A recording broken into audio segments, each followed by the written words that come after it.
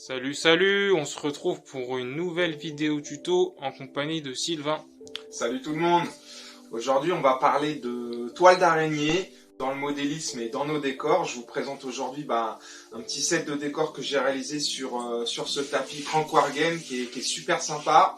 Et j'avais cette idée de faire une nécropole et d'avoir des décors assez simples de tombes et de toiles d'araignée. Alors le sujet toile d'araignée, c'est quelque chose qui peut être sympa sur différentes armées et sur différents univers. On peut le retrouver sur Warhammer 40 000 si on a envie de faire une armée de Necrons ou une armée de Nurgle, ça peut passer.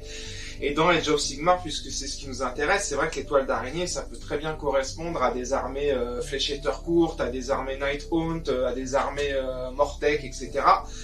Et donc je me suis toujours posé cette question, comment faire pour avoir de belles toiles d'araignée? Alors j'ai d'abord testé les produits Green Stuff World, on sait que c'est des super produits d'habitude, c'est vraiment une gamme que j'adore sur de nombreuses peintures, les peintures caméléons notamment. Mais là il faut reconnaître que pour le Spider, les produits Green Stuff World sont pas extraordinaires. J'ai des petits dioramas et des figurines qui datent maintenant d'il y a quelques années et les toiles d'araignée sont complètement parties, on les voit plus.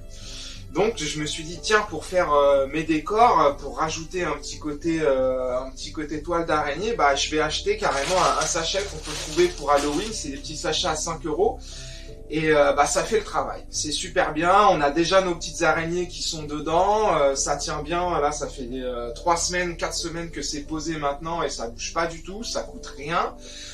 Donc voilà, c'est un petit truc que je pourrais donner à certains d'entre vous si vous avez envie de créer un décor un petit peu mort-vivant, un petit peu cimetière comme ça. Utiliser des sachets de toile d'araignée pour Halloween, c'est vraiment bien. Et aujourd'hui, du coup, ça va être pour nous l'occasion d'en profiter pour faire un petit tuto nécropole cimetière pour fabriquer un petit décor très simple, accessible à tous, avec pas beaucoup de matériel et pas beaucoup de bits, et je vous montre ça tout de suite avec le matériel. Alors on a besoin d'un carton rigide pour faire notre base, qu'on découpe de manière assez irrégulière pour avoir quelque chose de naturel, un carton bien rigide parce que quand on va mettre de la colle, il faut pas que le carton gondole.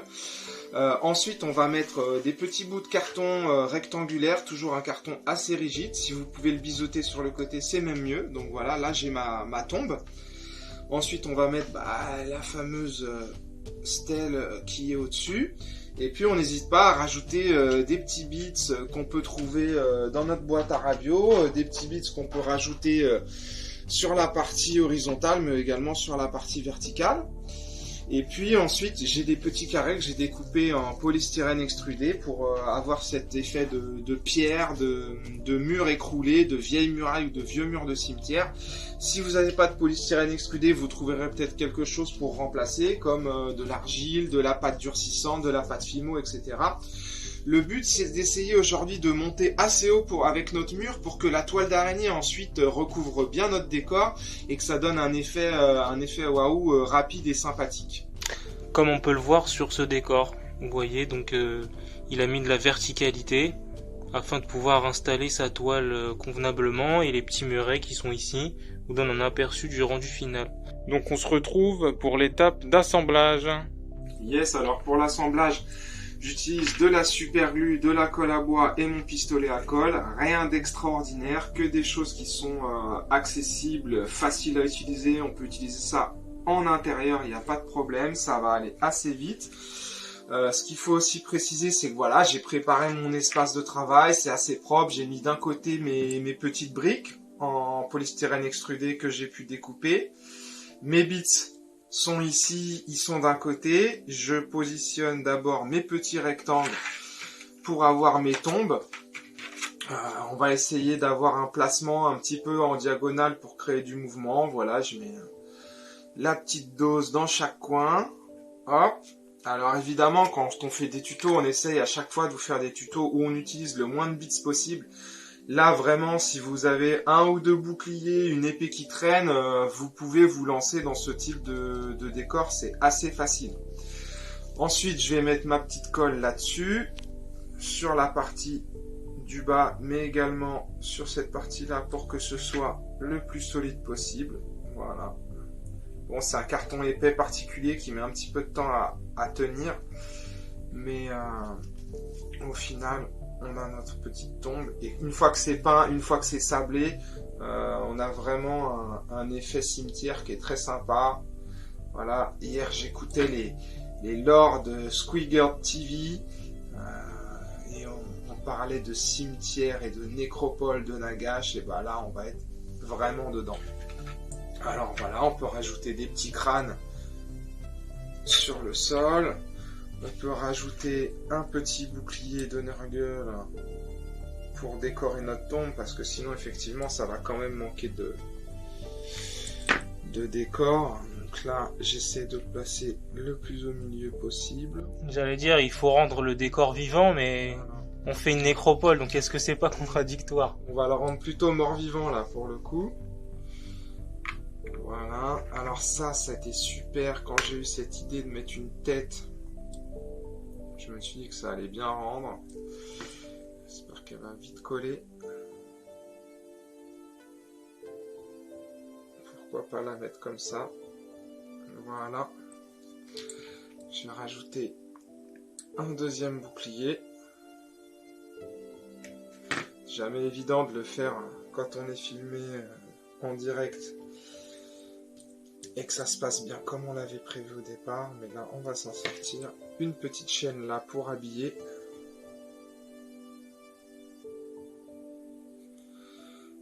Et on est plutôt pas mal.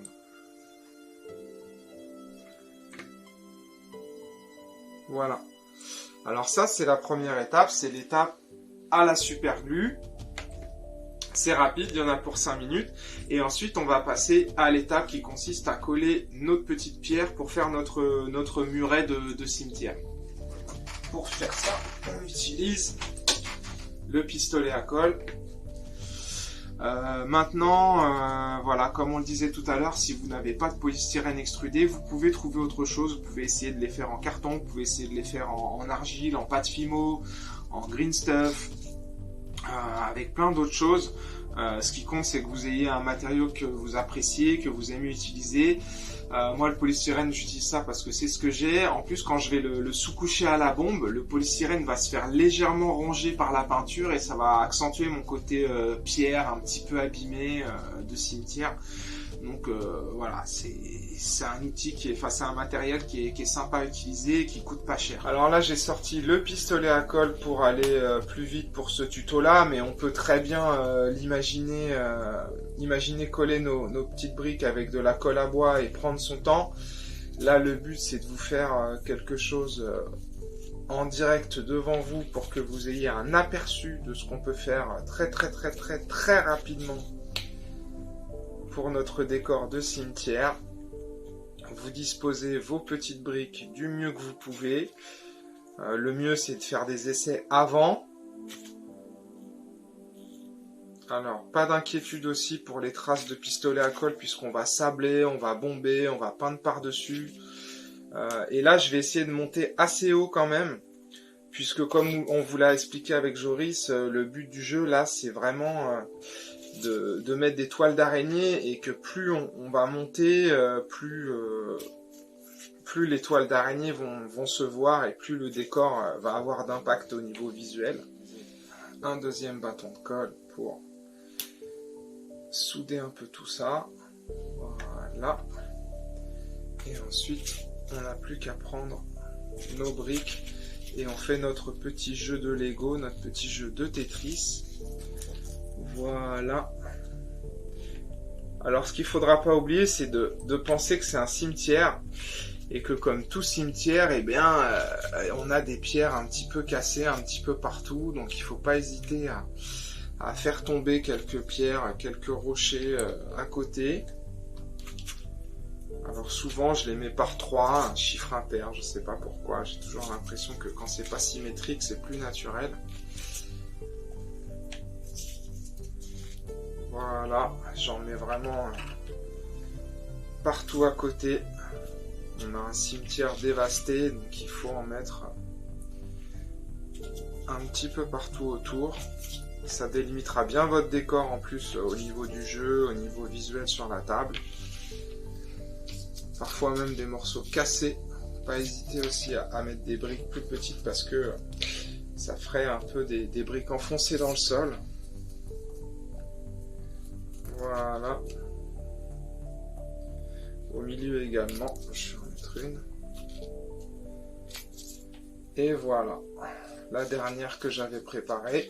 Et on a notre base qui est terminée. On va pouvoir maintenant passer au sablage. On va utiliser pour ça une colle à bois à prise rapide, pas chère et qui peut rapporter gros. La formule accélérée en 2 minutes. Donc le but c'est de texturer un petit peu notre décor. Si vous n'avez pas de sable, que vous avez des produits de texture spécialisés au niveau du modélisme, vous pouvez très bien l'utiliser.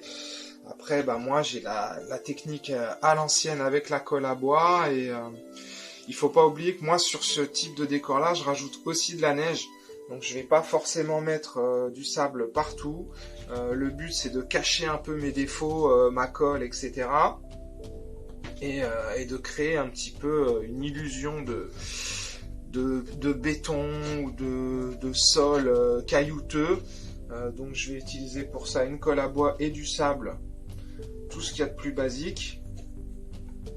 Une fois que j'ai ça, j'en mets aussi un petit peu sur les tombes, vous voyez, un petit peu sur mes pierres, sur mes cailloux. Voilà, pour cacher. Et après, on passe à l'étape de sablage. Alors là, on utilise une vieille boîte à chaussures, une vieille boîte pour récupérer son sable et ne pas le perdre. Et ça va aller vite aussi. Ce sera le sablage. Le texturage, si vous avez des produits de texture, il y en a aussi de très très bien, pas forcément très cher. Si vous prenez des produits de texture artistiques, on va dire, pas forcément des produits de modélisme, mais au niveau artistique, dans les produits de Beaux-Arts, il y a aussi des produits de texture qui sont pas chers, j'en ai quelques-uns qui sont très bien.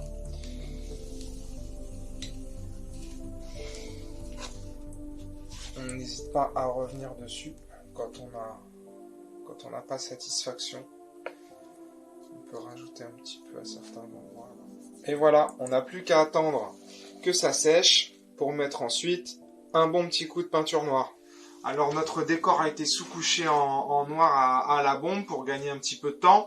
J'ai quand même refait l'intérieur des briques en noir au pinceau parce que la bombe de peinture c'est pas parfait, ça va vite mais ça nécessite quand même des petites retouches au pinceau avec un noir tout à fait classique. Et là maintenant je vais le réutiliser pour faire un petit mélange et me faire du gris. Un gris moyen, je vais mettre 50% de noir et 50% de blanc pour faire un gris et on va utiliser la technique du brossage à sec. Donc le brossage à sec, pour ceux qui ne connaissent pas, eh bien on va brosser simplement notre décor avec un pinceau le plus sec possible et avec très très peu de peinture pour uniquement déposer notre peinture sur les hauts reliefs de notre décor.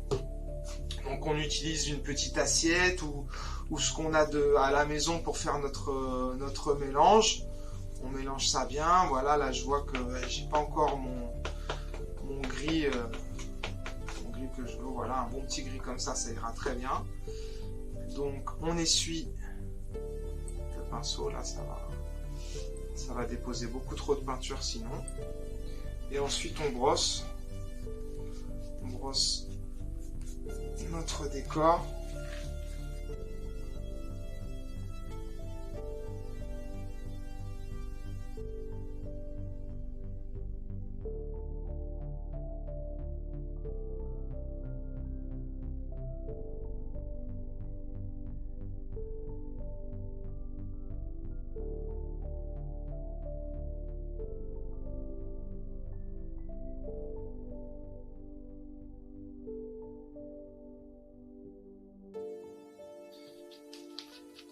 Et après, là, je vais rajouter du blanc pour avoir quelque chose de beaucoup plus clair.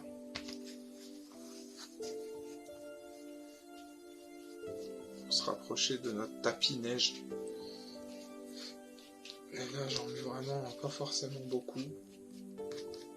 Juste sur les 2-3 endroits que j'ai envie de mettre en valeur.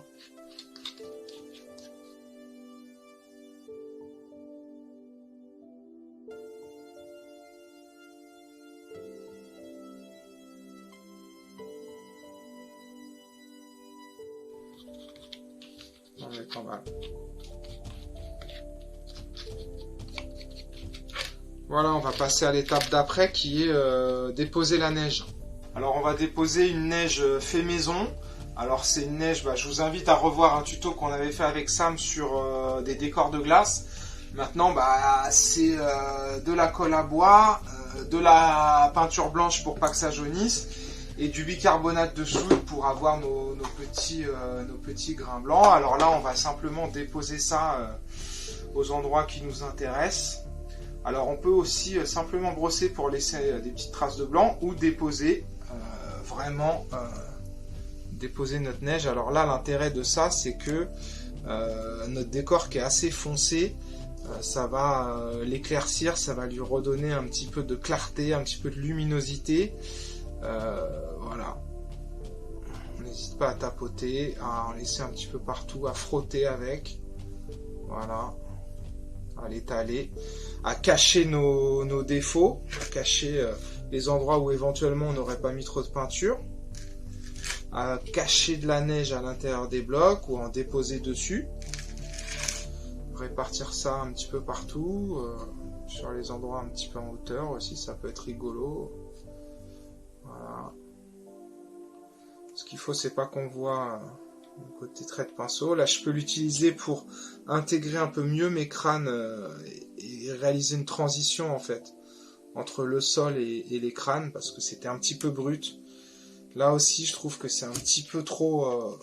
on voit trop que j'ai collé les crânes, alors je préfère travailler une transition. Voilà. Et là, après, en fonction des autres décors que vous aurez fabriqués, en fonction de votre table de jeu, eh bien, c'est à vous de savoir s'il faut vous arrêter sur la quantité de neige que vous allez mettre. Moi, là, j'ai envie d'en mettre beaucoup pour cacher les défauts, et puis surtout parce que ma table est quand même très très blanche. Le tapis de chez Crank, qui a beaucoup de neige dessus, c'est un tapis neige, donc il faut que mon décor ait beaucoup de neige, et comme mon gris est foncé, eh bien, là, j'ai quand même besoin de rajouter beaucoup de neige dessus. On a pareil, des fois, des petites traces de carton, là, qu'on peut essayer de cacher avec notre neige artificielle. C'est une neige qui va bien tenir dans le temps parce que j'ai mis beaucoup de peinture blanche dedans. Il y a un petit peu de colle, mais finalement, il y a plus de peinture que de neige. Et cette peinture, elle est là vraiment pour... avoir un effet un peu sableux comme ça, un petit peu qui se rapproche des textures qu'on peut acheter sur certaines marques, certaines gammes. On a vraiment un côté texturé comme ça, voilà, des gros tas pour donner un côté neige à notre décor. Et ça c'est pareil, ça coûte pas cher, hein. C'est le bicarbonate de soude, c'est 3-4 € le paquet de 1 kg. Vous mélangez ça avec votre colle à bois que vous avez et un petit peu de peinture blanche et ce sera parfait. Il faut pas lésigner sur la peinture blanche pour éviter que votre texture jaunisse dans le temps. C'est ça. Donc allez-y, hein, mettez bien la dose de peinture blanche et vous aurez la garantie que votre texture, votre neige artificielle ne jaunisse pas dans le temps. C'est ça. Et en plus, voilà, une fois que vous maîtrisez cette technique, vous pouvez la réutiliser sur vos socles de figurines, sur tout type de décor. Après, à vous de trouver la texture qui vous intéresse le plus.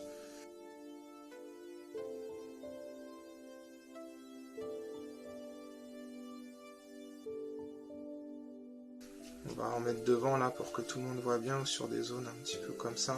Voilà. Et ensuite...